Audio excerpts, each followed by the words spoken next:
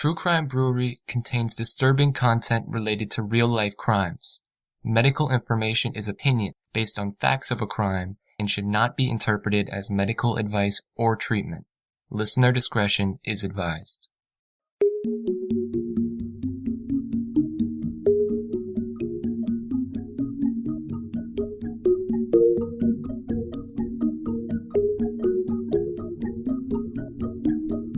Welcome to True Crime Brewery. I'm Jill. And I'm Dick. On the morning of Friday, August 16th in 1996, Marissa Moody brought her 6-year-old son to the very impressive home of Janet and Perry March to have a play date with their 5-year-old Sammy March. The March family seemed like the picture-perfect family, but Marissa never really felt comfortable around Perry March.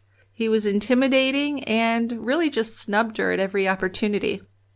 Janet March, 33 years old, was an accomplished artist from a very privileged upbringing. It wasn't terribly unusual that Janet wasn't there for the playdate that day. The March children had a nanny.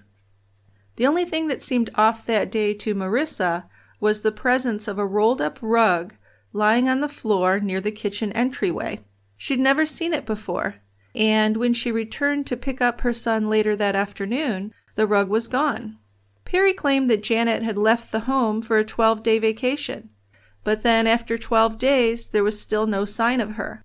Homicide detectives became convinced that Janet's 100-pound body had been concealed in the rug that day. Join us at the quiet end for the disappearance of Janet March. According to homicide detectives, Perry March killed his wife Janet during an argument on the evening of August 15, 1996. His father, Arthur, and brother Ronald were seen as possible accomplices in disposing of Janet's body. But with no body and no murder weapon, the case was nearly impossible to prove. The court of public opinion found Perry March guilty from early on in the investigation, but it would take years for his true character to be exposed. So what do we have for a beer today, Dick? Well, interestingly, we have a Nashville beer. Very well done. This is a homestyle IPA from Bearded Iris Brewing, which is in Nashville, one of the places we visited when we went to CrimeCon a couple years ago. That was fun. I think that was like 4 or 5 years ago now. Yeah, I should say a couple. Time flies. It does. But this is a nice brewery, a very nice beer. It's a New England IPA. Hazy gold color, small white head, a little bit of lacing, big, huge citrus aroma. When you taste it, it's mostly grapefruit, but also some orange and maybe some tangerine. A very nice fruity beer, medium-bodied. Sounds great. Why don't you open that up for us? I will.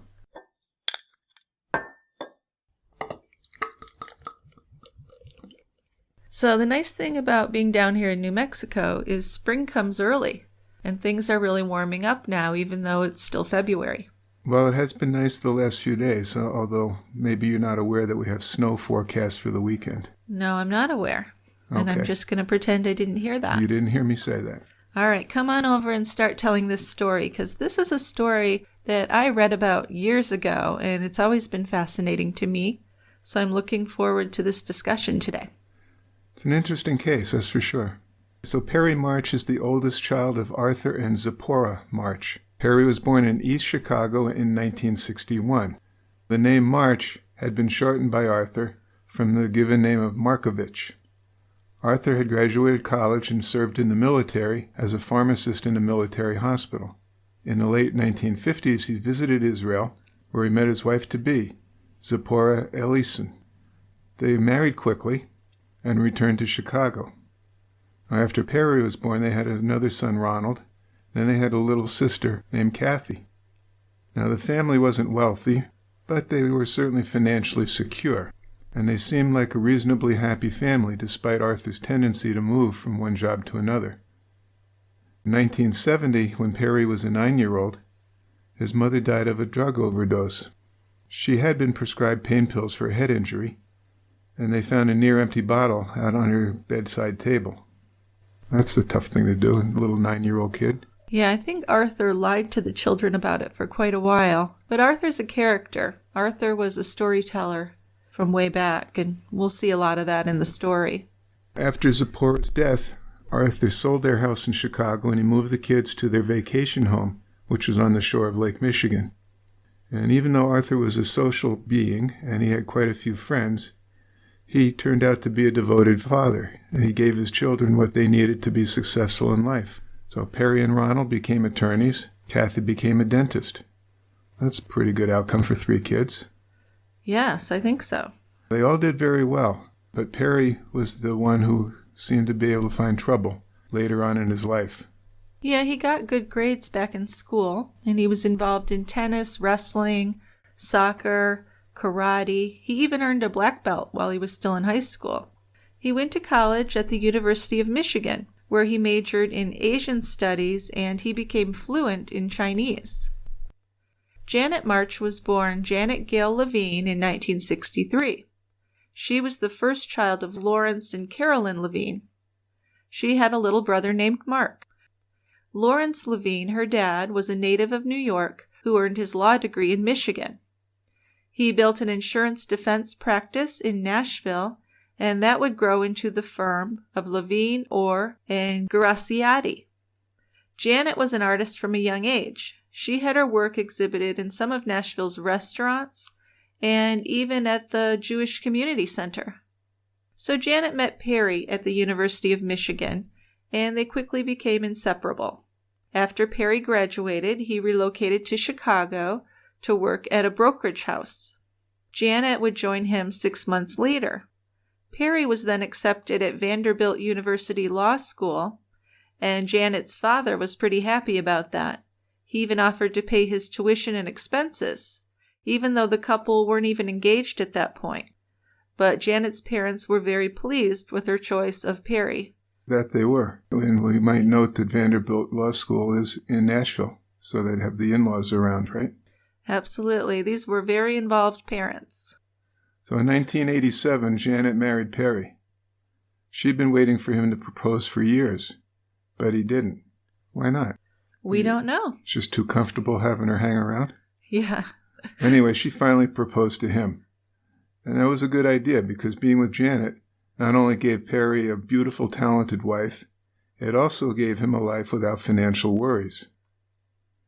Once they were married, Janet's parents, Lawrence and Carolyn, wanted to help them as much as they could. So they gave the couple money to buy a house near them in Nashville. And he, as we said, he went to Vanderbilt. In 1988, Perry took an offer to be an associate in the prominent Nashville law firm of Berry and Sims. So, man, he's got this powerful in-law couple looking over him. He's married this gorgeous woman who's an artist. He was pretty much set for life. And he's got a job in this prestigious law firm. Holy cow, he's set. Well, you would think so, wouldn't you? But his dad, Arthur March, by this time wasn't doing well financially. He was having some problems. His home was being foreclosed on by the mortgage company, and soon he'd be homeless. But Lawrence Levine came to the rescue again. He purchased the house and allowed Arthur to continue living there. But then within a year he had to sell the house because Arthur wasn't paying his rent and didn't even seem to be making an effort. So Arthur then moved to Nashville too, to be near Perry and Janet. And when he arrived in Nashville, he had no place to stay. So the Levines to the rescue once again. They invited him to stay in their home. They loaned him some money to get back on his feet. But still, Arthur ended up in bankruptcy. Boy, that's pretty generous of them. I mean, they bought the house for him. Yeah. And he didn't pay rent, and they had to sell it, and they still loaned him some money and let him stay with them. Very trusting people. Trusting, and I think they really liked Perry. He was like a son to them. At least at that point. Especially because he'd lost his mother at such a young age. He really bonded with Janet's mom. And they kind of took him in, almost like an orphan, an adult orphan. But then Arthur went ahead and made plans in 1991 to move to Mexico. And he wanted to live in the beautiful Lake Chapala area. And this area was really popular with retirees because it was much more affordable to retire there than in the United States. Now, the co-workers at his law firm saw Perry as a rising star. He was considered to be on his way to a partnership in the firm. But 3 years into his employment, Perry was asked to resign after an investigation revealed that he had written sexually explicit love letters to a female paralegal. On July 19, 1991, the paralegal, who for our purposes we'll call Gloria, found a letter on her chair in the Berry and Sims office. This was an unsigned, typed, single-space letter on several pages, and it was a very graphic proposal for oral sex. Okay, so several pages. I don't understand how you could write that much. I could write that in like 2 sentences. Exactly, yes. But anyway, I guess he was a true author, and he wanted to put a romantic love letter in. Uh-huh. But it didn't go well. I mean, there were multiple mentions of licking and sucking and kissing and nibbling and stroking her body, and geez. And the writer did admit to being a married man, but he justified himself because his marital sex life was boring, routine, and horrors. It was old. So this was actually quite upsetting to the young paralegal. I can imagine. Gloria was well respected at the firm and had no interest in Perry's proposition. So she gave the letter to her supervisor. Management of the firm hired a private security firm to find out who had written the letter, because I'm sure they were terrified of a big sexual harassment lawsuit. Oh, absolutely. So using CCTV, the security firm caught Perry leaving another letter on Gloria's chair. But then she got angry because Perry wasn't immediately fired, and she left the firm. Within weeks, Perry was allowed to resign, and he had to agree to pay $25,000 in a settlement to her. And once again, his father-in-law came to the rescue. His corporate law firm of Levine, Matson, Orr, and Geraciati gave him a position there. And while he was employed by them, he represented multiple local businesses. Yeah, and I don't think that the father-in-law was aware of why Perry had to resign. He didn't tell him the truth about that. So maybe he wouldn't have been so generous. Well, I don't know. He might have just forgiven him and been that generous. It seems like as long as Janet loved Perry, the parents would do anything for him. Yeah, okay. And I'm sure it got even more serious once they had children. He's the father of their grandchildren. Right. So Perry and Janet had their first child, their son Sammy, in 1991. And then in 1994, they had their daughter Zippy. They began making plans to build their 5,300 square foot Forest Hills dream house. And Janet, who was very artistic, designed the home. There were already indications that she was unhappy in her marriage to Perry, but her parents put up the money for that $650,000 property. That's a lot of money for any house, but in the 90s, it's even more. Yeah, this has to be some mansion, doesn't it? Yes, 5,300 square feet, and in a very exclusive area as well. But Janet had confided to her parents that she didn't trust her husband and that he had badly mismanaged their finances. The Levines advised her to keep her assets in her own name, just in case the marriage ended in divorce sometime down the road. Good advice. Now, in the months before Janet disappeared in 1996, Perry had been making plans to leave his father-in-law's firm. Now, he had been negotiating to lease office space from the law firm next door to Levine's firm. He told them that he was intending to open his own practice so he would no longer have to share his income with Levine's firm. And according to some investigations, Perry had asked his clients to delay paying him until he had set up his own firm. That's certainly not cool. It might even be illegal, huh? Yeah, I didn't look up if that was illegal, but I thought it might be. But it's certainly not a good thing to do. No. No. I mean, especially after all his father-in-law's done for him. Right. He's been well cared for by his father-in-law. Oh, absolutely. And he's going to turn around and fuck him. Well, I mean, the more some people get, the more they want. It doesn't always work out well. Yeah. He felt very entitled. Yeah, apparently. Yeah. So on August 15th, 1996, the temperatures would reach 90 degrees with 100% humidity. Summer in the South. That's right. So really, just a miserable day to be outdoors. Janet and Perry were living in their dream home on 4 acres on Blackberry Road in the upscale community of Forest Hills. When their children Sammy and Zippy were not with their parents or their nanny, They spent a lot of time with their grandparents, the Levines. The Marches had been married for 9 years at this point. They argued quite a bit, but always tried to take it outside so the children didn't have to overhear it. Janet did have a temper, and some simple disagreements often led to some more intense arguments. And also Perry was described by his associates as an aggressive litigator with a pretty short fuse. So 2 people that like to argue.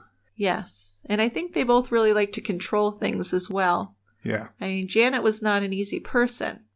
Janet had spent a good part of that day overseeing the work of 2 cabinet makers. They were there to complete warranty work on countertops that had been installed sometime earlier, and they had to be fixed because Janet was very demanding, sometimes thought to make up unreasonable demands. So there's these guys working there, and they're getting yelled at by the lady of the house, and she was supervising their work and got so outspoken. That's a good term, isn't it? Outspoken? Yeah. Instead of argumentative. Anyway, Perry had to calm her down. And the cabinet makers, they just wanted to get out of there as soon as possible. So they've got done and left the house just after 5. These 2 men, along with Perry and the kids, were the last people to see Janet alive. Well, according to Perry, he and Janet had a nice quiet dinner with the children that evening. And after eating, Janet had gone into her studio to work on an art project. Then, between 7 and 7:30 p.m., Perry put the children to bed in their upstairs bedrooms. When he returned downstairs, he claimed, Janet had packed 3 bags and she was ready to go. According to Perry, he and Janet then had an argument. And at around 8:30 p.m., Janet just said, "See ya," and put her bags into her 1996 Volvo. She'd taken between $4,000 and $5,000 in cash, along with a bag of marijuana and her passport. So what else do you need? I know. Money, weed, and the passport. That's right. Let's go. So Perry would later say that Janet told him it was none of his business where she was going. She told him that she would return in a few days, Perry said, and then that was the last he saw of her, so what's he to do? That's all he knew. That's it. As reported in an investigative series in the Nashville scene, Perry called his brother Ronald at 9:11 p.m. Ronald was living just outside of Chicago, in Illinois, and he and his wife were about to go to bed when Perry called. Perry and Ronald spoke for only 3 minutes. Then Perry called his sister Kathy in Michigan. That was at 9:14, and that call lasted 4 minutes.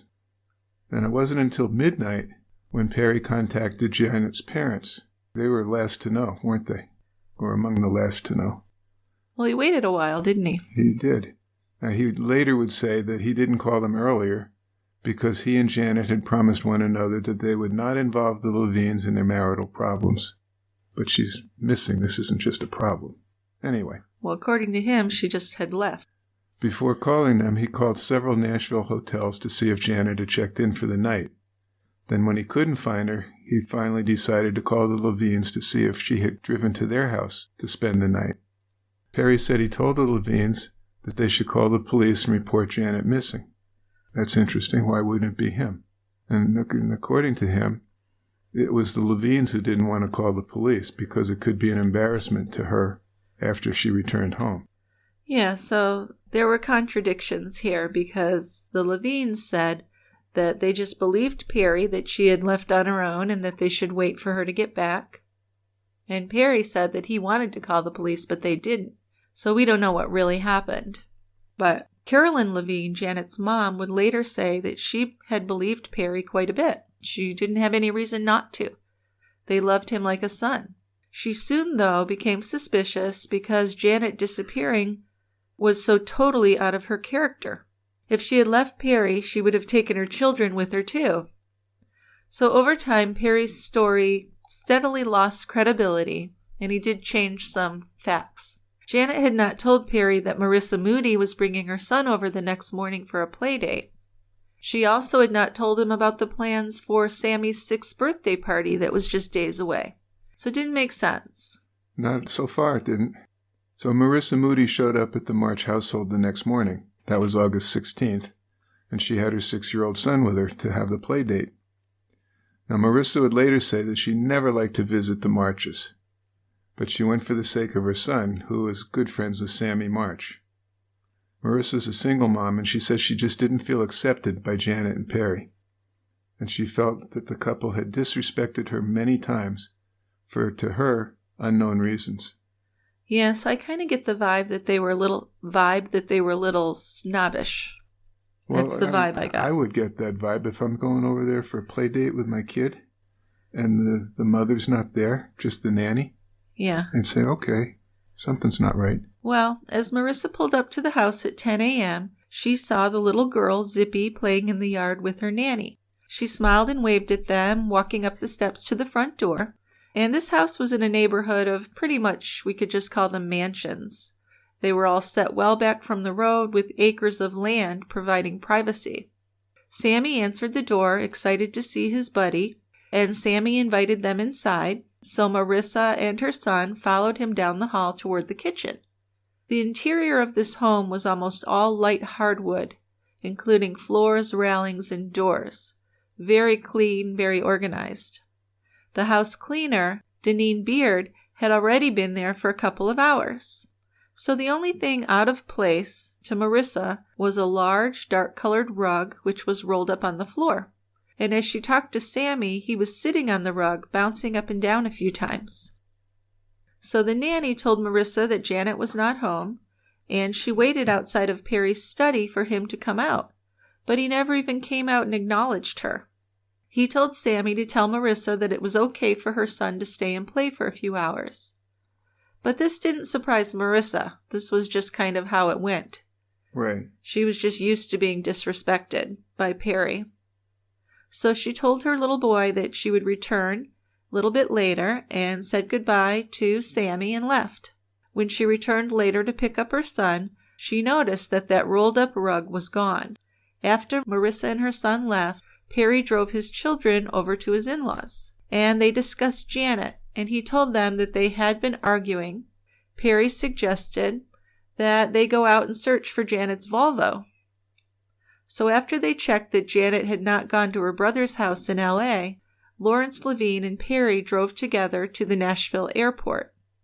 And they drove through the parking garages there, but didn't see her car anywhere.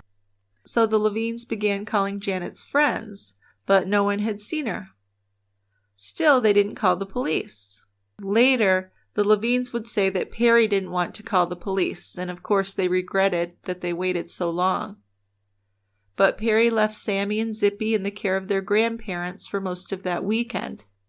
Then he began talking about a to-do list that Janet had left for him. He claimed that Janet had left for a 12-day vacation, and she planned to return home for their son Sammy's birthday party on August 27th. So there's a little change in the story. Right. Now we've got a little bit of a difference.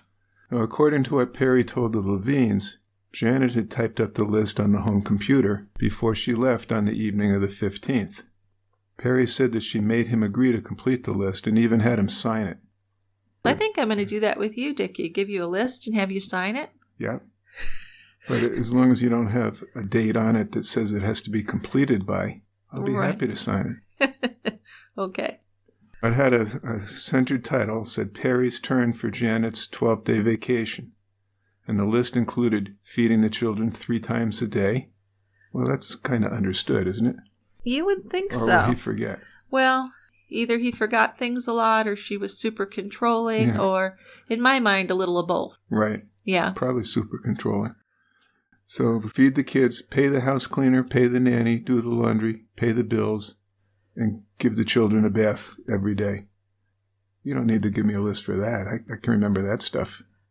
Yeah, I know. It's a little weird. It's a little weird, but, the whole thing is that we don't even think Janet wrote that, right? Right. It was recorded on the computer as being saved at 8:17 p.m. on the evening of the 15th, the night she disappeared. Now, at the end of the weekend after Janet left, Perry called his father Arthur, and this was Sunday evening at 5:11 p.m. They spoke for 4 minutes. Then he called Arthur back again at 10:18, and this time they talked about Arthur driving up to Nashville to help with the children. Lake Chapala, where Arthur lived in Mexico, was a 4-day drive to Nashville. If Perry expected his wife to return in less than a couple weeks, having Arthur come out didn't make much sense, did it? No, it doesn't to me. Not at all. If he's going to go by this story that he's got this letter that says I'm gone for 12 days, why does Arthur need to come up and look for her? Well, he didn't have a letter that said 12 days. Well, I guess it was titled 12-Day Vacation. So yeah, you're right. Yeah. So it doesn't make any sense to drive 4 days and then stay for 8 days and drive 4 days back. That's a lot of driving. Something like that, right. So whatever happened in that phone call, we're not privy to what they said. But Arthur left Mexico for Nashville nonetheless, and he believed he arrived at the house on either August 21st or 22nd. Since he had been called by Perry on Sunday the 18th, showing up on the 22nd would fit this scenario. Yeah, it would, easily. So Perry had begun telling everyone that Janet planned to return home for Sammy's birthday party on August 27th, right? Yeah. But the RSVPs for the party came back, and Perry saw that the party date was actually Sunday, August 25th, which makes sense. You're not going to have a kid's party on a weekday. No, you're not. But I guess Perry, because like you, I'm thinking this is a fictionalized letter that he wrote himself, right? Yeah, I thought that right off, yeah. So he just couldn't remember what day the birthday party was supposed to be. Well, and I believe the 27th, his actual birthday, was the first day of school, so that wouldn't have worked out anyway. And normally these things happen on a weekend, as far as I'm concerned. Yeah, that's when you have birthday parties. Sure. So, if Janet had actually said she would return for the party, she should have told him a 10-day vacation, not a 12-day vacation. Uh-huh. So there's another little thing that's off. But Perry and the Levines decided that they had no choice but to go ahead with the party, and I'm a little stunned by this. Of course, many of Sammy's friends and their parents were invited, and it seemed difficult to cancel on such short notice. But she's gone, and I keep thinking the Levines must have really believed him, because why would you do that? I know. At this point, this is 10 days into her being missing. Right? Yeah, and this isn't a woman who's going to miss her son's birthday. So I'm not sure. They're trying to make it seem like there's nothing going on. Yeah, and it's like that sometimes. In your real life, you don't think something like this is going to happen to you or your family. So I think it's fairly common to have some denial, at least for some people. Yeah. But they also agreed to tell everyone at the party that Janet was in California visiting her brother. And she had been advised not to fly home because she had an ear infection. So they said after the infection was gone, she would fly home to Nashville. And everyone accepted the explanation without question. Well, sure, it's pretty plausible. But to go so far as to lie about where she is, it's just... I know. They're maybe unwitting accomplices in this for a while. Oh, yeah, there's no question. So on Thursday, August 29th, and now we're 14 days into missing, right? Yeah. Perry and the Levines finally went to the Nashville PD and reported Janet as being missing. Perry gave the police the same basic story he had told other people. Investigators first got Janet's bank and credit card information to find out if she had withdrawn any money from her accounts or used any credit cards or written any checks in the past 2 weeks. But there had been no activity on any of her accounts, which I would take as not a good sign. No, that's a very bad sign, because how could she be living anywhere without using any of these things? Yeah. I mean, if you're going away on your 10 or 12-day vacation or whatever, there's got to be some activity. Absolutely. So they talked to Janet and Perry's friends. Perry was described as a practical man who could be quite arrogant at times. Janet was considered to be very intelligent, but sometimes flighty. She was one that was often late for appointments. But she was a hard-working and a talented artist, and lately people had noticed that Janet seemed a bit depressed. Even though she had what looked like the perfect family, the perfect life, really, with everything she could ever want, she had seemed like something was off with her life. Perry had been spending more time away from home in the past year, and he seemed quite bored with his wife. He'd been working out at the Jewish Community Center gym so much that people thought he was a single guy. Well, see, you can figure out what's going on. He's having affairs. Well, there's no proof of that, but there could have been a little bit of a midlife crisis, perhaps. Yeah, he seems bored with his wife. He's working out more. He's at least looking to have affairs, if not having them. Yeah, but he was also reportedly seen around the city with other women. That's true. Not his wife. Right. That was in recent months. One person had even seen him with a good-looking blonde walking arm in arm. Then another person saw him having an intimate dinner with an attractive brunette. Oh, Perry, you're getting around. But Perry said these were all business-related sightings. Sure. Yeah. That's what you do. That's right. But it turned out that Perry had been spending some nights away from home in the 2 weeks before Janet disappeared. He spent these nights in various hotels in the city and always returned home before the children woke up in the mornings. He admitted to having some marital issues, and he said that he and Janet had been seeing a psychiatrist to work on things. Janet had actually complained that she had taken on a much larger part of the responsibility for the children and the home, while Perry went out and entertained clients. So their house cleaner told investigators that she had seen a book about divorce on Janet's bedside table earlier that summer. So it seems that she was considering divorce. Yeah, and the police were looking for any indications that Perry March had a propensity for violence. And as they were doing this, they found a woman who claimed that Perry had assaulted her when they were both students at the University of Michigan. She said that he had hit her in her face when he became jealous of another guy. Perry said that the woman was a slut who gave him crabs before he dumped her. Now see, any guy that would talk about a woman like that, I don't have a good feeling about. You've automatically turned me off anyway. She just says, I got hit because he got jealous, and he says, she's a slut. She gave me crabs and other STDs. Good guy. And the woman said she never even had sex with him. Oh, so they were non-sexual crabs. Yeah. Okay.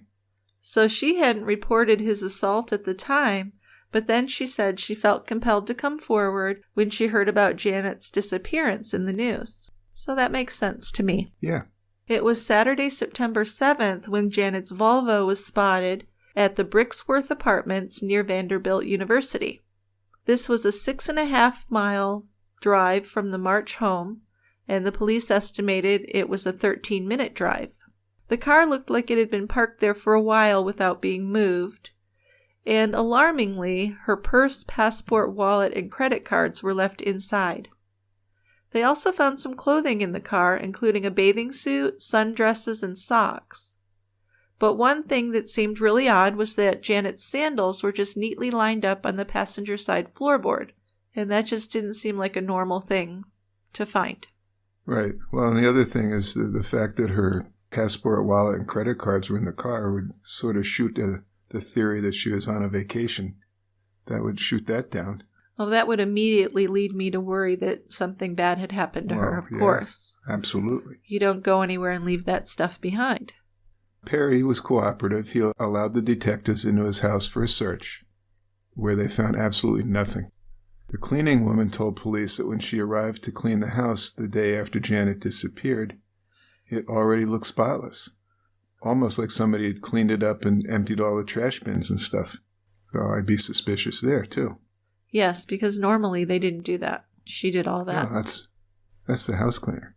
So about a week after that search, construction workers from a project underway near the March home reported that they had noticed a strong foul odor in the area in early September. It smelled to them like something had died and was decomposing. When detectives returned to Perry and asked to search his house a second time, though, he refused. On the advice of his attorney, he also refused to take a polygraph exam. He said that he had been prescribed Xanax and Zoloft for anxiety, which could interfere with the results. But I think any attorney is going to tell you not to take it. So, unable to get access to his medical records, police had to take Perry's word for being on those medications. But interestingly enough, Perry told several other people that he didn't take any prescription medications. Then examining the to-do list that Perry said Janet had left for him was something that police found really suspicious. For one thing, it was written more in the style of Perry, with uppercase letters, lowercase letters, and punctuation. When Janet typed up an email or something, she normally just used only lowercase letters, even when she began a new sentence. Also, it was an unusual thing to type up a to-do list. There was no history or evidence of her ever doing that before. Right. And as we read it before, it was so elementary. It's obvious that you need to feed the kids and wash them and pay the bills and stuff. You don't need a to-do list for that. Yeah, that really doesn't sound like something she would write. If she made him a to-do list, I think it would have been different. Yeah. Plus, we know the title was wrong. She wasn't going to leave for 12 days and miss her little boy's birthday party. And now we have the things left in the car, so it's really not looking good at all. Not for Janet. Now, in her interviews with police, Marissa Moody said that it was Janet who had planned the play date for August 16th. Perry contradicted her, saying that it was him who had planned the play date. He also claimed that Marissa had not entered the home that morning. But if their suspicions were correct, Janet's body had been hidden inside the rolled-up rug. And if that were true, then her 5-year-old son had been bouncing up and down on his mother's body. So that's horrifying. Kind of grisly. Well, you know how kids are restless and they do that kind of thing. Oh, I can totally picture that. But just thinking that his mother was in there, it's horrible. But Perry claimed that the rug never even existed. He later told a 48 Hours correspondent that the only rug he owned that resembled the one described by Marissa Moody was a long runner. So if Janet's body had been inside, he said, she would have looked like a small sausage rolled up like an appetizer. Ew. So just the idea that he would talk about his wife that way is upsetting. The statement is so cringeworthy. It's graphic and it's disrespectful. I don't like it. It's a bad sign. So police believed Marissa and not Perry. At this point, he's not credible because he's changed his story. He keeps tracking around all over the place. So exactly. In mid-September, the police got a search warrant for the March home. They processed the wood floors for blood. They searched for fingerprints, palm prints, any prints, collected fireplace ashes, looked in the bathrooms, the basement, and the attic. Also, the surrounding land and garage were searched. Didn't find anything. But if Janet had been killed with a karate blow, or if she'd been strangled, there wouldn't be any blood for evidence. Yeah, remember, Perry held a black belt in karate. Yeah, local karate instructor Jerry Williams told the Nashville Scene that any person who holds a legitimate black belt would know several ways to kill a lighter person in just seconds without spilling any blood. He said death could be caused by a chokehold, a blow to the sternum, or putting pressure on pressure points. Or, as in Kill Bill, the 5 fingers of death or whatever they are. Yeah. Well, there's also strangulation, which is a very common way for this kind of murder to occur. Yeah. Well, like chokehold, same thing. Yeah. So he could have temporarily hidden Janet's body nearby. That would explain that smell. He could have wrapped her in the rug and hauled it away to dispose of it. Detectives questioned if Perry had delayed calling his in-laws until midnight, so he had the time to hide the body, type up the to-do list, drive the car to the apartment complex parking lot. So he could have dropped the car off and rode home on his mountain bike. The Volvo was large enough to carry his bike. When investigators examined the March's home computer, then they discovered that the hard drive had been removed. Perry had been out of town for the weekend of September 14th and 15th, just before that search warrant was executed. And while he did that, Arthur stayed behind at the house alone. But Arthur denied removing the hard drive, claiming he didn't even know what a hard drive was. That's how I do it. I think most people wouldn't know how to do that. Well, I wouldn't know how to remove a hard drive. No, and I don't think Arthur would either. I'd have to take the whole computer and remove it. Yes. And why not? I don't think it would look any less suspicious to get rid of the whole thing at that point. Right. So let's take a short break here to talk about our sponsor, Best Fiends. I'd like to take just a moment to tell our listeners about my new favorite game, Best Fiends. Now, I have a good share of guilty pleasures, Married at First Sight and The Bachelor, to name just 2. But you know what I have exactly 0 guilt about? My love of playing Best Fiends. I call Best Fiends boredom's worst nightmare. You know how I love a good puzzle? Well, Best Fiends is a match 3 puzzle game like none other, with literally thousands of levels and new content added all of the time. I've been playing for a couple of months now, and I'm a little obsessed. Excuse me? Okay, a lot obsessed. For me, I love the cute creatures that are the fiends, and the adrenaline rush I get each time I beat a level. True crime can be a really stressful topic, and Best Fiends is just good, clean fun that helps me de-stress between research and recording sessions. I'm at level 60 now after a couple of months of playing, but anyone can play as little or as much as they want to. You can even get some friendly Best Fiends competitions going with your friends. It's casual gameplay that fits into my life as a great way to binge, or just pop in when you have a few minutes to spare. I've found that it's a great way to pass the time while you're waiting for your doctor's appointment or your dental appointment. Or the DMV. Or that too. Any place where you're in line. So if you never get tired of solving puzzles, this is good news for you. With Best Fiends, the fun never ends. Just don't blame me if you become slightly obsessed. Download Best Fiends today on the Apple App Store or Google Play. That's friends without the R. Best Fiends.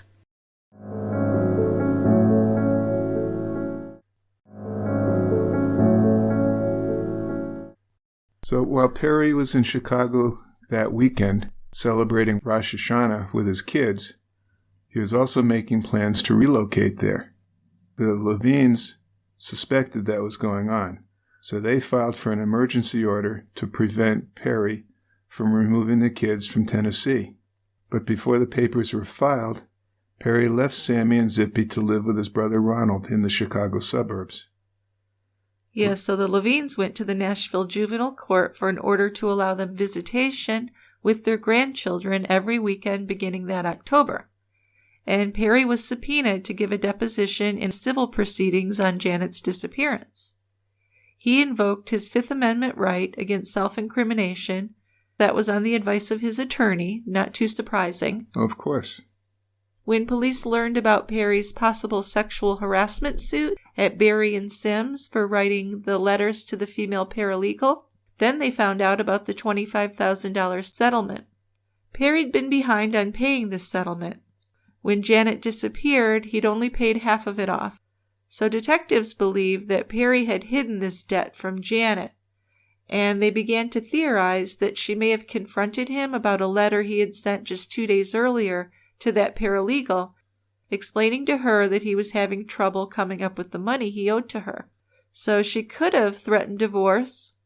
She could have threatened to cut him off financially, and that might have been enough to set Perry off during their argument. That's a possibility. And then later that year, detectives discovered that Perry had replaced the tires on his Jeep Cherokee, and this was just days after Janet disappeared. Perry claimed that he had replaced the tires because they were worn out and bald. But the manager at the tire shop said that the Jeep's tires had at least 50% tread left on them. And it was very unusual for someone to replace tires that were perfectly fine. Yeah, what would the reason be? And he said he wanted a different brand, but why? Well, maybe tire impressions could incriminate him. Well, sure, yes, but I'm saying what would his excuse be? He can't say that's the reason. No, he can't. He said he needed them because they were bald. Yeah, but they weren't bald. Well, that's his story. No, I'm just wondering what he told the tire people. If they said these are fine, what was his reason? He said, I just need new ones so you won't catch me for killing my wife. Okay. Well, police wondered if Perry had been worried about the tire impressions, so I think you're right on that. Yeah, that has to be. Sure. According to the articles in the Nashville Scene, which were written by reporter Willie Stern, Perry's brother Ronald and father Arthur were being looked at as possible accomplices. Both of these men claimed to have no involvement in Janet's disappearance or in a cover-up. Perry spoke out publicly, saying that he had been wronged by the police, his in-laws, and other sectors of the community. Poor me. I'm being persecuted. Exactly. He compared himself to Richard Jewell, the Atlanta security guard who was named by the police as the prime suspect in the Olympic Park bombings. And then Richard Jewell had been cleared and was kind of a hero in a way, right? Because Yeah. he'd been trying to save people. He was looking to get people out of the area. So Perry's trying to compare himself to that. So he really is comfortable playing the victim. Yes, he is. At the request of the Nashville scene, a local psychiatrist examined several excerpts from the sexually charged letters received by the paralegal from Perry March. Now, the scene informed the psychiatrist the letters were allegedly written by Perry. The psychiatrist had never met Perry, but analyzed the letters using informed speculation that was based upon medical training and experience in psychiatry. The psychiatrist said that the excerpts provided a reasonable basis for informed speculation. So all this gobbledygook just means that she's reading these letters cold and interpreting them. Based on her own knowledge. Right. Yes. I don't know. I'm always skeptical of stuff like that. Well, I don't think it proves anything, but it's interesting just to get the opinion of a professional. It can be. The writer of the letters, according to the psychiatrist, showed incredibly bad judgment, and the psychiatrist expressed concern for the letter writer's psychological well-being. In describing the letter writer, the psychiatrist used adjectives including antisocial, manipulative, and unstable. The letter writer's scheming, according to the psychiatrist, was juvenile, and the sort of thing an 8 or 9-year-old might attempt. Well, that's an 8 or 9-year-old who's got a lot of sexual knowledge. It's a little worrisome. That's true. But They were quite graphic. It's not a good letter, not a good take on Perry. No, not at all. The psychiatrist noted that the sexual references in the letters focused exclusively on the man pleasing the woman and not on his pleasure. And I don't see anything wrong with that, but the letter writer's descriptions of sexual activity were self-degrading. She said that the focus is always on her orgasm and his is never mentioned. So she pondered that maybe he was impotent or afraid of being impotent. But for me, that's just a stretch. Maybe he was just trying to lure her in with that kind of talk. Yeah, I mean, we don't have the letters to look at. No, we don't. And so we're just going on other people's interpretations of them or, what they said was in it. Sure, but this yeah. is a professional person, so a little more weight than just any old person, I would say. I'll give you that. Yeah. But in the letters, the writer also describes himself as an excellent husband, which is a laugh. The psychiatrist doubted that the letter writer was such a good husband, and according to the psychiatrist, Perry was apparently making an effort to prove this to himself, kind of a self-justification. The letter suggested that he thought that his wife was in the way of his having what he perceived as a satisfying relationship. I'd have a good relationship with my wife if only she wasn't there. Exactly. So the excerpts also included evidence of significant narcissism, which that does not surprise me at all. No, we keep coming back to that in all these murder cases. I know, but it's true. It really is. I mean, it seems like we're overusing that term, but not really. No. So in summary, the psychiatrist pretty much just concluded that the writer of the letter was a very sick man. So it wasn't a good take on Perry's mental state. No, it wasn't. It doesn't mean anything because it was just kind of an interpretation. It's not in a court of law or anything like that. Oh, no. But just for interest. Interesting to read. Sure. Now, in December of 1996, Perry was ordered by the court to allow regular visits between his children and his in-laws. And an attorney was also appointed to represent the children's best interests. So the Levines were supposed to have a 2-hour visit that same evening. But when they showed up, Perry and the children weren't there. They were told by a relative that Perry and the children had left the state. Yeah, so I just wanted to bring up with you this whole idea of grandparents getting custody or visitation through the courts.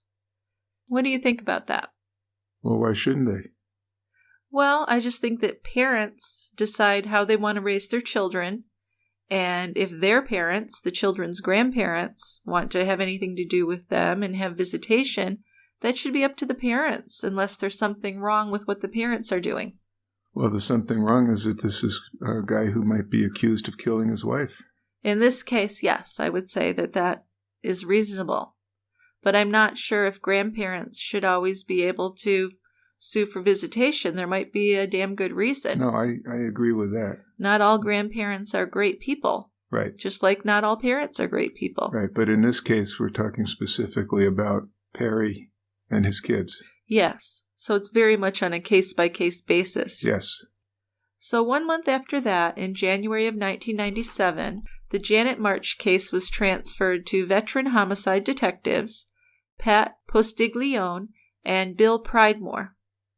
Both had been involved in earlier searches of the March home, but now they would take a more active role in the investigation. Postiglione began his career in law enforcement as a patrol officer back in 1980, and he made detective in 1987. And we've seen him he has his own show on Investigation Discovery. It's called Deadly Recall. And I think the whole premise there was that he has one of these memories where he doesn't forget a thing. Right. Yeah, so that's interesting. Photographic memory type thing. Yeah. So Janet's case was not the first case that Postiglione and Pridemore had worked together, but this was one of their most complex and longest-running investigations. Although one thing did not point directly at Perry March for the murder of his wife, it was this trail of multiple little things that were really adding up to his apparent guilt. Detectives were determined to keep at it until they got answers, because they felt pretty certain that he had killed Janet. By 1997, the news was out that Perry had been fired from his father-in-law's firm for allegedly embezzling funds. Huh. So he gets, well, not fired, but he's asked to resign from the first firm because of sexually explicit letters to the paralegal. Well, it was pretty much resign or get fired. Right. Yes. And then he had been fired from his father-in-law's firm for embezzlement, possibly. Yes, so... Nice guy. He's got problems. And this is the guy that had done so much for him. So one of his former clients had been indicted for money laundering and racketeering. And then there was some evidence that Perry had helped another client with tax evasion. A witness told the authorities that he had seen Perry and this former client arguing in public after Janet had disappeared. So Perry soon couldn't find any gainful employment in Nashville or Chicago. At least not as an attorney. Right. And the Levines did everything they could at this point to keep him from getting any of Janet's assets, including the house in Forest Hills, because now they've decided that he killed their daughter. Yeah, they're firmly on that side. Janet's mother, Carolyn, searched the Forest Hills house in early 1997 after Perry had moved to Chicago. Perry had taken most of Janet's possessions, but Carolyn did find 2 envelopes with Janet's name handwritten on them. Both envelopes contained typed letters that turned out to be the originals of copies Perry had sent to the paralegal back in 1991. Although I don't know why you'd make copies. I don't know either. Although I'm thinking maybe the paralegal made copies and sent them to her. Oh, sure. Yeah. Carolyn notified the police, who came up with the theory that Janet had found these letters, confronted Perry about them, and was killed the night she disappeared. Right, exactly. So Perry had left Nashville and lived in Chicago close to his family members, but he wasn't able to escape his past there either. In May of 1999, Perry moved himself and his kids to a lakeside town in Mexico, which was about 30 miles from Guadalajara, to live with Arthur March. Most of the expatriate community was made up of Canadian and American retirees, and of course they benefited from the lower cost of living and the warmer climate. Arthur was known around town. He was quite a character, and he'd lived there long enough to learn the language and know many people at the market and in the bars. Perry easily learned Spanish. Remember, he was good with languages. He'd learned Chinese back in college. Yeah, some people can pick those up. I'm the worst at that. I can barely speak English. But it didn't take long for Perry to meet a 27-year-old Mexican woman who had 3 children from a previous marriage, and she was just a real knockout. Within weeks, Perry moved his children in with her name was Carmen, and her children.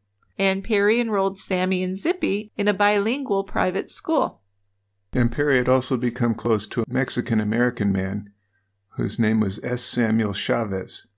Chavez claimed to be a graduate of Purdue and the Indiana University School of Law.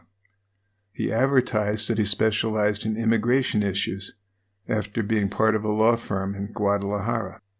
So Perry and Chavez formed a company, and they claimed they were well connected with the Mexican authorities.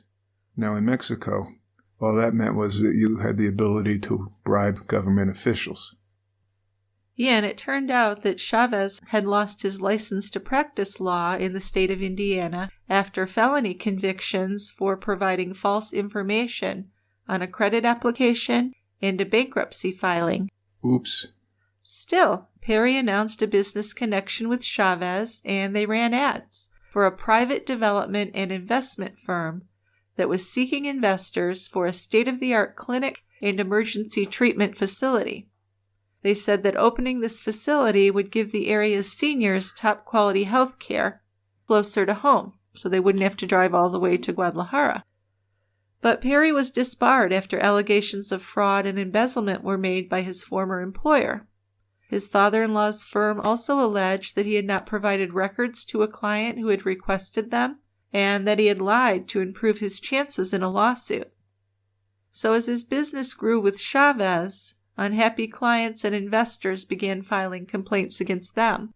Some of them posted details of both men's shady pasts on the internet, and they even put up posters in the community called Not Wanted posters, trying to get them to move away.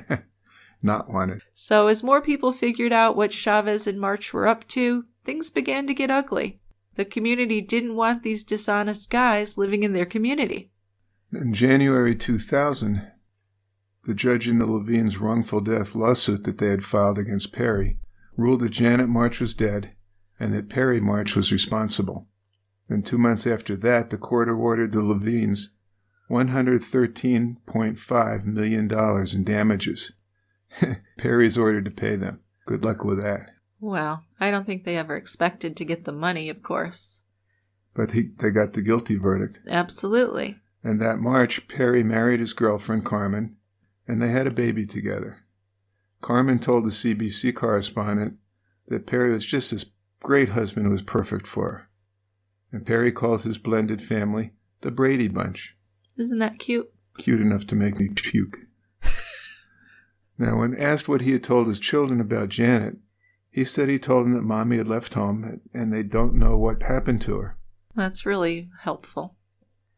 Then Arthur March talked to a reporter, and he filed a petition stating that it was Janet's father, Lawrence Levine, who killed her to keep her from exposing Lawrence's history of sexual abuse. Jeez. So these guys are just fucking scumbags. That is just the lowest thing about you could do. Isn't it? I mean, they've already lost their daughter. Do you really have to do that to them?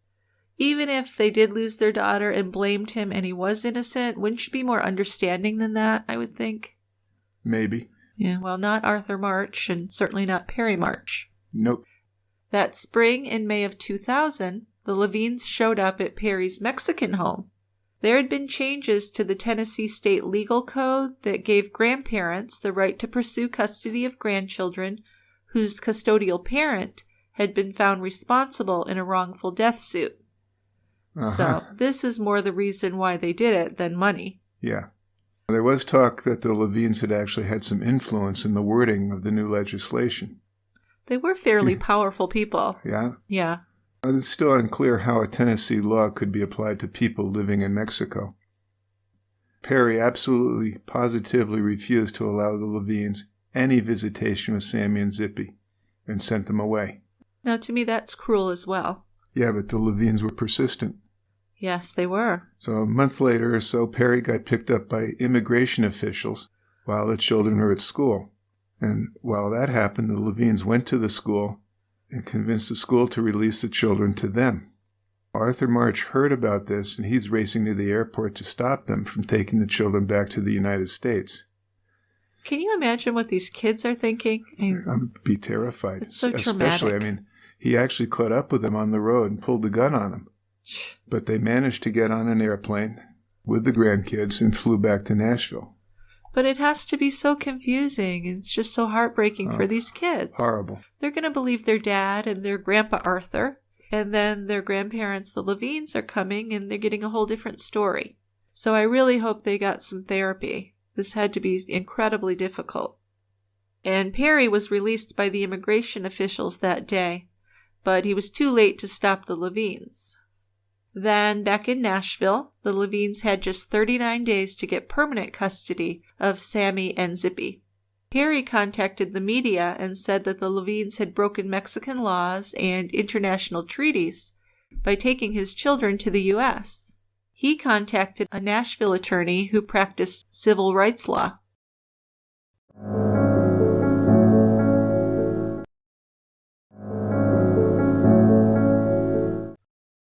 The Levines' 39-day court-ordered visitation with their grandchildren ended that July 30th, 2000, and they filed paperwork in Tennessee asking that Perry's parental rights be terminated.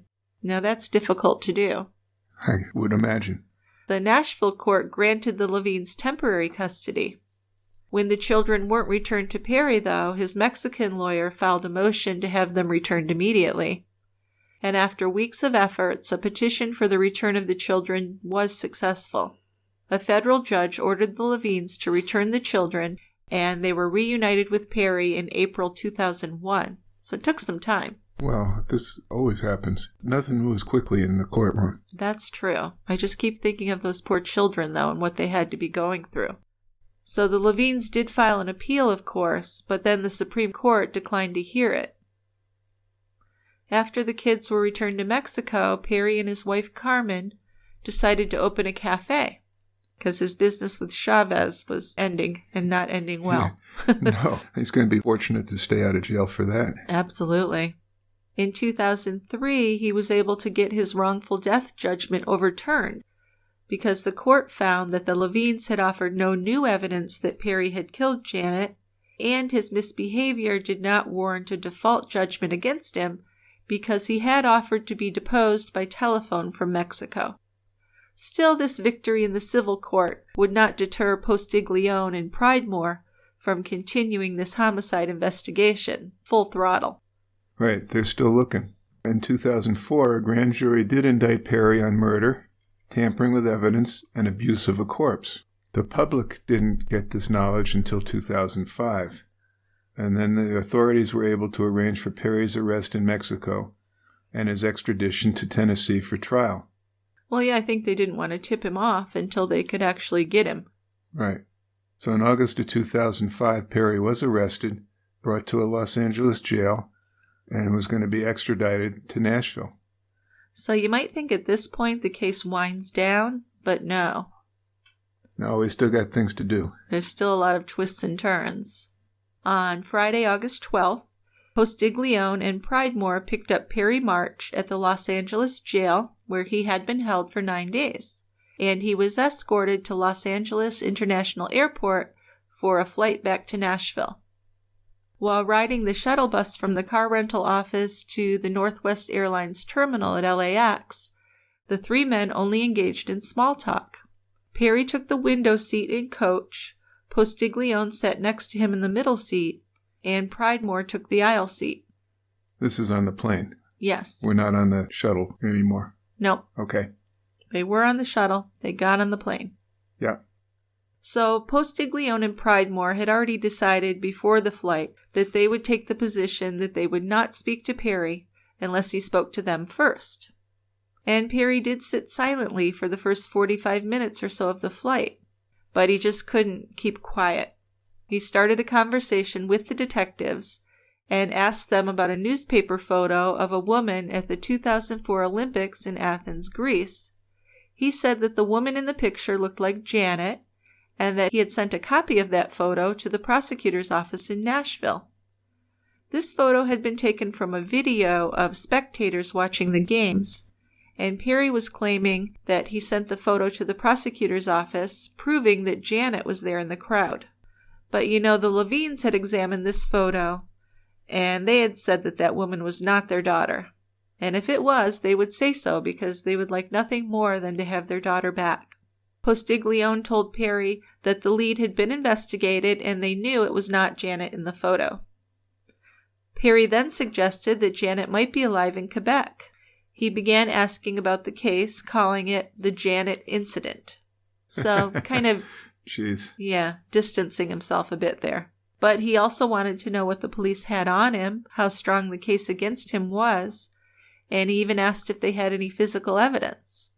Of course, Postiglione told Perry that they wouldn't discuss the evidence with him, but Perry continued to talk and ask for more information. Yeah, he denied any involvement in Janet's disappearance. But then he began to talk about a deal where he would plead guilty and do 5 to 7 years in prison. Postiglione told Perry that they couldn't speak for the district attorney's office, and he had no authority to offer a plea. Well, and Perry should have known that. He was an attorney. He's a lawyer. Even though he wasn't a criminal attorney, he had to know the basics. Yeah. Perry told Postiglione that he was excited to meet with the DA in order to start talking about a deal. He also said he would plead guilty, even though he wasn't guilty, in order to avoid a lengthy prison sentence. Then Perry asked the detectives if they had a witness who saw him kill Janet. He wanted to know why it had taken them 9 years to indict him, and he also asked if there was any new evidence. Of course, Postiglione didn't answer. And then Perry told him that Janet was not the perfect angel that the media had portrayed her to be, and he was not a monster. Well, we've got to work the crowd here a little bit. Then a few minutes later, Perry said he was concerned about the influence that he believed the Levines held over the DA's office. Perry said that his ability to impeach some of the state's witnesses would help him decide whether he would agree to a deal or not. He told the detectives that a guilty plea would be easier on everyone involved. Talked about the expense of having a trial. Boy, they covered a lot of ground on this flight, didn't they? Well, it was mostly him, from what I've read. He said that a guilty plea would bring closure to Janet's family. He then mentioned a newspaper article about a person who had reported seeing him with a dead dog, and he insisted that the article was not only ridiculous, but had been published to smear him. And he told Postiglione that he had not wrapped Janet inside a rug, and he had not thrown her into a dumpster, and he had not thrown her into an incinerator. So he's covering everything. Yeah, so this dead dog thing, I guess they were thinking it could have been her, and the person could have interpreted it that way. Sure. But after they arrived at the Nashville International Airport, Perry was transported to the Criminal Justice Center in downtown Nashville, and that's where he was processed through night court. The charges of second-degree murder, abuse of a corpse, and evidence tampering were read to him, and he didn't say much at this point aside from agreeing that he understood the charges against him. Then, for his own protection, he was at first placed in an isolated cell. He'd had a lot of attention in the media, so they didn't want to put him in danger from other inmates. Being a wife killer is not appreciated by most of the other criminals. On August 17, 2005, Perry, who was dressed in a dark business suit instead of a jail-issued orange jumpsuit, was brought before the Davidson County Criminal Court. He entered a not guilty plea to each of the charges and was led out of the courtroom. His bail had been set at $3 million, an amount that he was not going to be able to come up with. So after leaving the courtroom, Perry was escorted to juvenile court to continue a custody hearing for his children. Sammy and Zippy had been staying with Perry's brother Ronald, and the purpose of the hearing was to allow both sides to present arguments about who should have custody. The Levines' argument was that they should have custody due to the fact that Perry had been deported from Mexico and arrested for his wife's death. That sounds reasonable to me. Me too. And guess what? A week later, the court granted temporary custody of the children to the Levines. Perry's attorneys later filed a motion to exclude from evidence any and all statements that Postiglione and Pridemore alleged that he had made to them during their flight from L.A. to Nashville. Perry claimed that he was not given his Miranda warnings and that the detectives engaged in custodial interrogation after he had asserted his right to counsel. After the court cited that his claims were without merit, Perry's motion to exclude evidence of his in-flight conversations would be denied as well. Okay. So Perry shared a section of the jail with sex offender Jeremy Paul Duffer, who was awaiting trial for 7 counts of child rape, 4 counts of aggravated sexual battery involving a child, and 2 counts of sexual exploitation of a minor. Nice guy. Yeah, he'd actually been having sex for several months with a 12-year-old boy, who he had befriended and groomed. He'd found him at a store where he worked. Also in that same section of the jail, though, there was Nate Ferris, who was in jail for aggravated assault in a domestic fight he had with his girlfriend. So according to his girlfriend, Ferris had been drinking and had taken some Xanax. He had been on house arrest, and when he wanted to take off, his girlfriend said that's not a good idea. Then he became angry and grabbed her by the throat. He hit her in her face, and she grabbed a kitchen knife, but Ferris got the knife away from her and held it to her throat, threatening to kill her. So Ferris was a pretty intimidating figure. Big guy, his head was shaved bald, he had a goatee, and he had this tattoo of a question mark right on the middle of his throat. Also, I think some other neck tattoos. He had opened cases in Davidson County Criminal Court on charges of attempted murder and aggravated robbery. So he had his own fair share of problems. He certainly did. Now, Perry and Ferris became friendly with each other not long after Ferris was locked up, and they began to talk to each other on a regular basis. Now, it didn't take long for Perry to reveal what kind of a person he really was, and also for him to make a really, really big mistake. If Ferris could make bail, Perry wanted to know if he would murder Carolyn and Lawrence Levine for him. And then in exchange, Perry would give him money and set up a new life for him in Mexico. So he told Ferris this is a win-win situation. We both gain from him. He would have a better chance of being acquitted if the Levines were out of the picture. I don't think he's really right about that, but no, we'll get into that. Life in Mexico, according to Perry, was like a paradise, and his father would help Ferris make the transition there. So Ferris agreed to help Perry, at least initially, with this plan. But he soon began to worry about what he would be getting involved in. So Ferris called his mother to ask for her advice, and she told him he needed to call the authorities. So it's a good thing he listened to his mother, huh? Yeah, he must. Here's this brute of a guy who's just a total beast, and his mommy tells him to do something, he does it. Yep, exactly, right. I just don't understand how he thought killing Janet's parents was going to make his case any better. It's just stupid, Don't really. ask, I have no idea. Really stupid. So Ferris's mother notified Lawrence and Carolyn Levine of Perry's plan, so good for her. Then under the direction of the DA's office, Postiglione and Pridemore provided Ferris with a digital recorder. He agreed to record his conversations with Perry about the plan to have the Levines murdered. So now they're going to set him up pretty good. They certainly are. So after they recorded conversations between himself and Perry, Ferris had given the police enough to arrest Perry for conspiring to commit first-degree murder. Perry gave Ferris his father's phone number in Mexico, along with a list of code words to use so Arthur would know who it was. So Ferris soon gets transferred to the jail in nearby Williamson County. He told Perry that he'd gotten released on bond, and Perry gave Ferris the Levine's address. Now, after the transfer, there were 5 recorded conversations between Nate Ferris and Arthur March. Arthur told Ferris the best time of day to kill the Levines, where he could get a gun, what kind of gun to use, and make sure you wear gloves the whole time.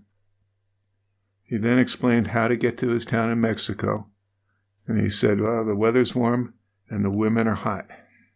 Yeah, so Arthur's kind of gross. Arthur is. I mean, he's got to be, some old dude in his 60s or 70s? Yeah. Hot women. Well, not only that, but he had been in the military, but he lied and exaggerated, saying that he was like a Navy SEAL or a Marine or something. So he was just kind of a big liar as well. Yeah. After Ferris was transferred out of Perry's jail, Perry befriended another inmate, and he talked with this guy about his family and the life he missed with his wife in Mexico, Carmen. Then in one of their conversations, Perry told him what had really happened on the evening Janet had disappeared, at least according to this inmate. So according to later testimony by this inmate, Perry told him that he and Janet had argued that night. She said she was going to get a divorce and take everything, and then the fight became physical. Perry hit her over the head with a wrench, and he claimed that he then disposed of her body by burning it and pouring the ashes into a lake. But there's no evidence that this was true. No. Soon after that, Ferris called Arthur, and he said the job's done. Arthur went to pick him up at the Guadalajara airport. Now, when he arrived there, guess what? There's an FBI agent waiting for him.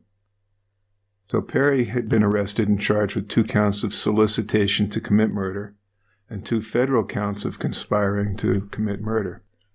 Arthur was then charged with the same offenses, but he was a fugitive. Well, yeah, he was hiding out in Mexico. Right. But after hearing about the indictments, Arthur said that he would not return to Nashville willingly. When confronted by law enforcement from Nashville, he was told that if he didn't surrender himself, he would be extradited. And his response was, "I don't go peacefully. I don't go like Perry. There'll be blood shed somewhere, whether it's theirs or mine. I'm a big boy. I take care of myself and carry my cane. That's all I do." Whoa. So yeah, he's kind of a joke, right? Well, you think so. Kind of an old guy who likes to play tough guy. Although he certainly was capable of doing bad things. Yes, he was. His cane was supposedly just a sheath for a razor-sharp blade that was 2 feet long. The paperwork to begin extradition proceedings against him was filed with the state, the U.S., and the Mexican governments, making it only a matter of time before Arthur would have to go back to Nashville to face charges. And this happened. In November of 2005, the DA's office announced that Perry would be tried in 3 separate trials. So the first trial was scheduled to begin in April 2006. This was on a charge of felony theft, which was about the embezzlement for allegedly stealing between $10,000 and $60,000 from his father-in-law's law firm while Perry had been employed there. Then his second trial, scheduled for June 2006, was to face the charges for plotting to have the Levines murdered. And the third and final trial, scheduled for August 2006, Perry's going to have a busy spring and summer, isn't he? Yeah. Was about his charges of second-degree murder, abuse of a corpse, and evidence tampering in the disappearance of Janet. Yeah, so January 5th, 2006, officers showed up at 8 a.m. at the donut shop that Arthur frequented on an almost daily basis. He had some cronies there. They'd hang out and chat and drink their coffee. Yeah, isn't that what the old guys do? Well, yeah, I think so. Yeah. Arthur's Mexican resident status was revoked because of a demand from the U.S. consulate based on his indictment for his participation in Perry's plot to have the Levines killed. Arthur's indictment and arrest warrant were enough to revoke his residency and have him deported as well. If Arthur was acquitted on the charges, he would again be able to return to Mexico. But when they were going to take him, he resisted. He tried to attack one of the agents with a knife. Like one of those little knives that was part of his belt buckle. Jeez. So he really did see himself as some kind of badass. Absolutely. But I'd be pretty shocked if this 70-something old little man started no kidding. Fighting like that. Yeah. Whoa.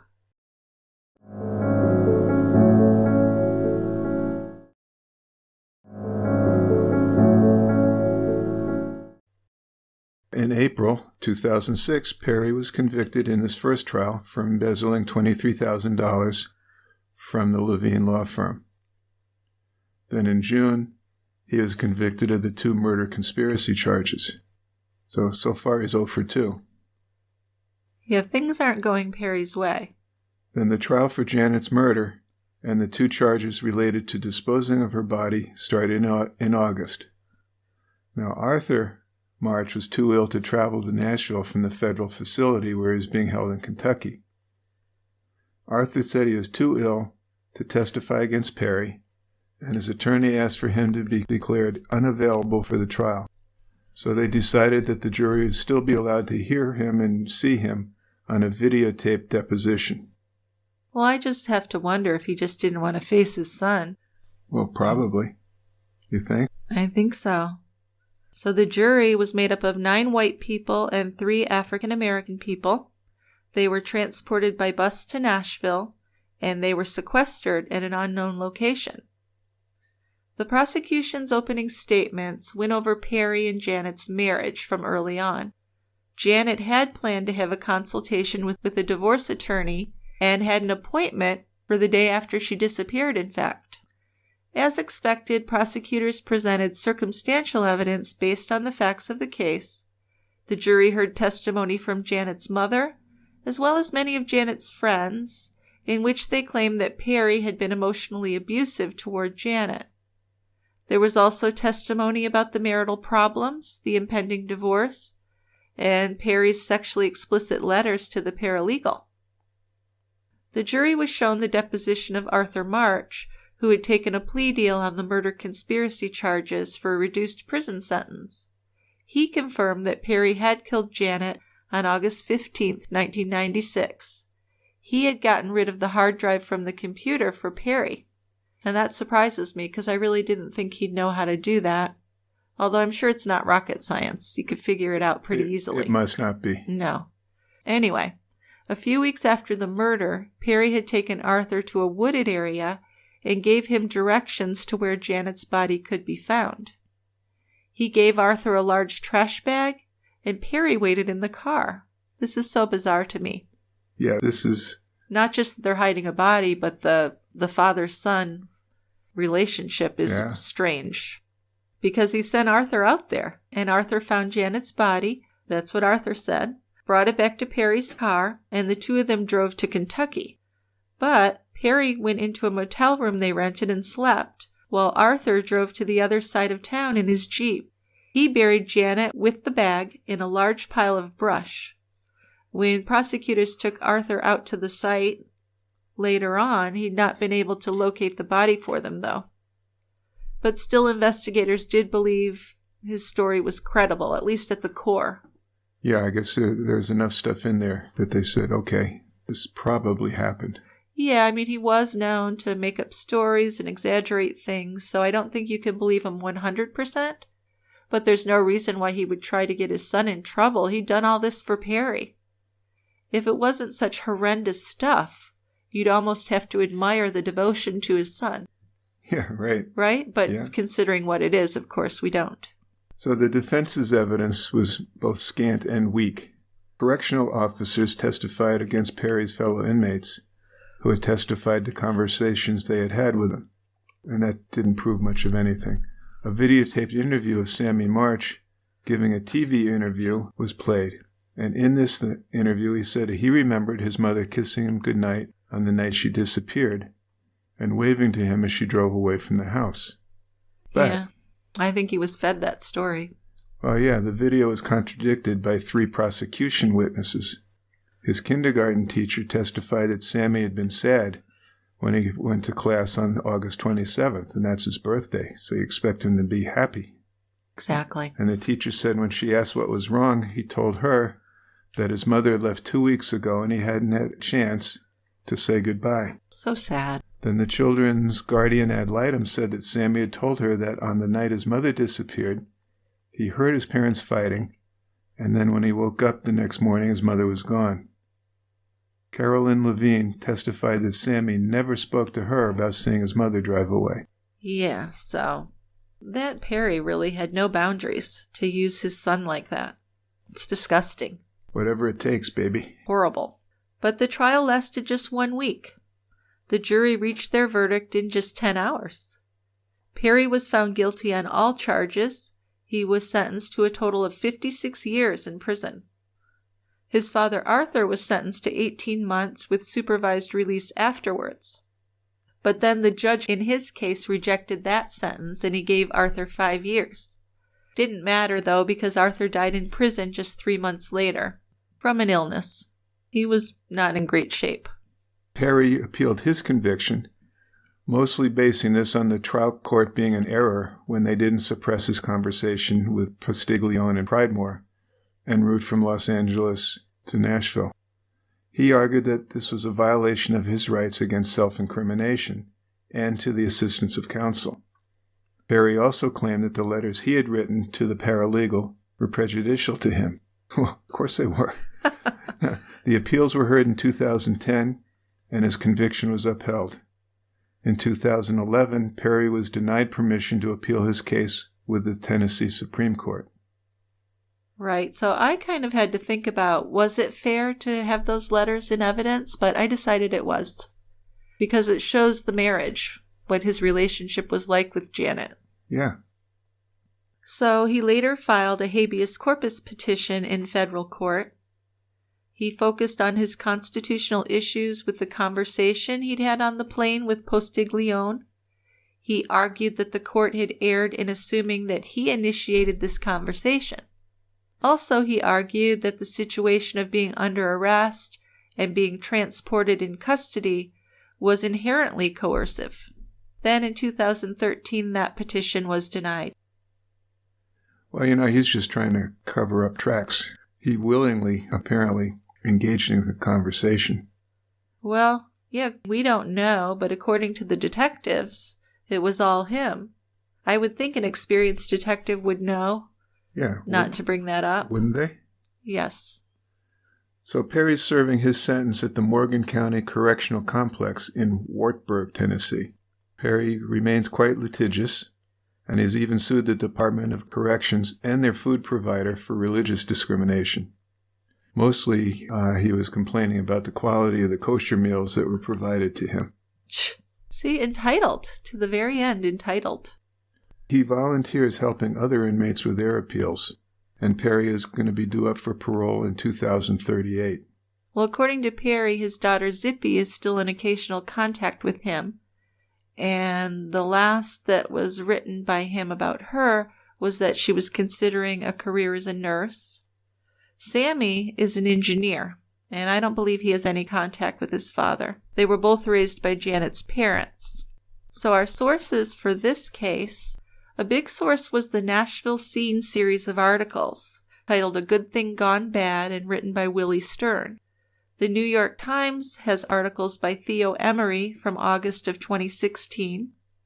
And there are 2 48 Hours episodes. The first one is Love, Lies, and Murder, and the second one is titled Endgame, which is a follow-up. We also use documents from the Court of Appeals of Tennessee from 2006 and 2013. And there is an episode on the older series Dominic Dunn's Power, Privilege, and Justice. And the episode on this case is Season 7, Episode 5. TCB's music was written and produced by Tristan Capel. If you have comments, a case suggestion, or even a beer recommendation, please send us an email to truecrimebrewery@tiegrabber.com. Or in our show notes, I will leave a link for you to record a voicemail that you have a pretty good chance we'll play it on an upcoming episode. If you're interested in getting your future TCB episodes commercial-free, getting extra members-only episodes each month, and getting a gift from us, and more than anything, just that good feeling you get from supporting something you love, consider subscribing at tiegrabber.com. Also, if you enjoy the show, we would very much appreciate your leaving a review on iTunes or whatever app you use to listen to us. So time for feedback, Dickie. Show me what you've got. We got 2 voicemails and 2 emails. Wonderful. What would we like to do first? So the first voicemail is from Robin, who has a suggestion, a general suggestion. Hi, Jill and Dick. My name is Robin. I'm calling from New Zealand. I am newly premium. I've listened to your podcast for probably the last couple of years now and finally decided to join premium, which is very exciting. Just have a suggestion. With your podcast listening on your Tiegrabber site, it'd be great to see videos as well. I love to be able to see the photos and the pictures of the people that are involved. It just makes it all more real to me. Anyway, hope you're both well. New Zealand is COVID-free. We're living our best lives, and I really hope you guys will be able to do that too. Take care. Thank you. Thank you so much, Robin. I appreciate that. That's a great suggestion. It's something we can look into. I have considered having like a separate page when a new episode comes out with more pictures and information, so I might get around to that sometime. It might be, I think it might be a good idea. And whenever I read books and study cases for you, I always like to have pictures. Sure. And I'm kind of disappointed when there aren't pictures. Everybody loves pictures, yeah. So that's a good possibility. It'd be a project, but maybe I'll take that on. We'll see. Okay. Our next voicemail is from Carol. She has a case suggestion. Hey, Dick and Jill. I think an interesting case for y'all to cover would be the murders of Rachel and Lillian Entwistle by the husband, Neil Entwistle. That was back on January 20th, 2006. Be interesting to hear y'all's take on that one. Thanks. Thank you, Carol. Right to the point. We have covered that case. Was that on the regular show? Is that a premium episode? I think it was a regular show. Okay. It was November of 2018 that we did it. Okay. And I remembered that because we got a letter from Entwistle's father, who has written a book about the murder, claiming his son's innocence. And he really reamed us up and down for suggesting that his boy would be a murderer. So that's always stuck in my head. Well, I have nothing but sympathy for that guy, really. No kidding. I can't blame him for trying to defend his son. But yeah, that was a fascinating case. So November 2018. You can hear that. Yes. Okay. And then we got a couple emails. One from Michael. Okay, so Michael has a case suggestion. Michael writes, I live in Saco, Maine, and here is a case that I feel would be worthy of your examination. Her name was Ashley Willette, and in 1999, she was found dead lying in the middle of Pine Point Road. Ashley was only 15 years old when she was murdered. The case was never solved, and it remains open with the state. Rumor is that it is known who killed Ashley, but the police bungled the case so bad that a prosecution would be impossible. The whole thing is really a mystery in our small town in Maine. So I don't know how familiar you are with us, Michael, but we are from Maine, and I actually lived at one point very close to Saco, so very familiar with the area and have heard of the case. Yeah, that's why I put it in there. So I haven't done too much research on it yet, but it looked interesting. This was one of those young ladies who she liked to do things her way. And it was very strong-willed. And she apparently was spending the night at a friend's house and went missing from there. And then they found her body in the road. Well, Dick, most 15-year-olds want things their own way, in my experience. Okay. That's not unusual. Maybe I shouldn't have said it that way. No, it's fine to say it, but I think that's not unusual in a teenager. No. They're not always the most compliant people. That's for sure. Yeah. But definitely a tragic case, and so tragic that if you know who did it, but you can't prosecute them, that's terrible. Yeah, that'd be tough, wouldn't it? Yeah, so I'm going to read a little bit about that and see if we can put together an episode on that as well. Yeah, be like going home. It really will. I do miss Maine sometimes. So our next email is from Claire. I'm going to have you read that, Dick. Claire's from New Zealand. She also sent us a voicemail on this case, or this suggestion, so I liked her email. There were some difficulties with the voicemail. Okay. Anyway, wrongful conviction. I don't think you've covered this, but would love to hear your take. Little old New Zealand case. Ben Smart and Olivia Hope murders disappearance. They've never been found. The guy who got convicted of the murders was Scott Wallace. It was New Year's Eve. We have some witnesses and stuff. The water taxi guy said it was not Scott Wallace who was on his boat, and there are several witnesses to back this. And the boat he dropped these people off at was totally different than the one that Scott Wallace had. Again, lots of witnesses. The police decided the boat so many witnesses saw, and many witnesses came forward saying they saw 2 kids on board.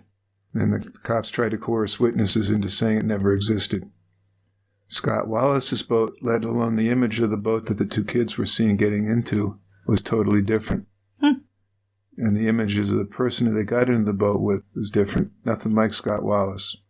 So, nevertheless, he's been convicted. Claire says, check out the documentary, Doubt, the Scott Wallace case. Oh. There's other podcasts, too. And he's still in jail. I love documentaries on wrongful convictions. I'll definitely look that up. We'll look for it, okay? Now, next time, Dickie, could you read that with a New Zealand accent for me? Well, I could try, but I'm not sure I could do a good New Zealand accent. All right. Well, you work on that and let me know. I'd probably sound like I was faking some British accent or something. Yes, I would make a mess of that. Well, thank you very much, Claire. And that does sound interesting. So I definitely am going to watch that documentary. Hope I can find it. Let's check. Yeah. Well, thank you everyone for listening. We really appreciate it. And thank you for the feedback. That's just amazing. Always fun. Yeah. So we'll see you next time at the quiet end. Got a seat for you right here. Bye-bye. Bye.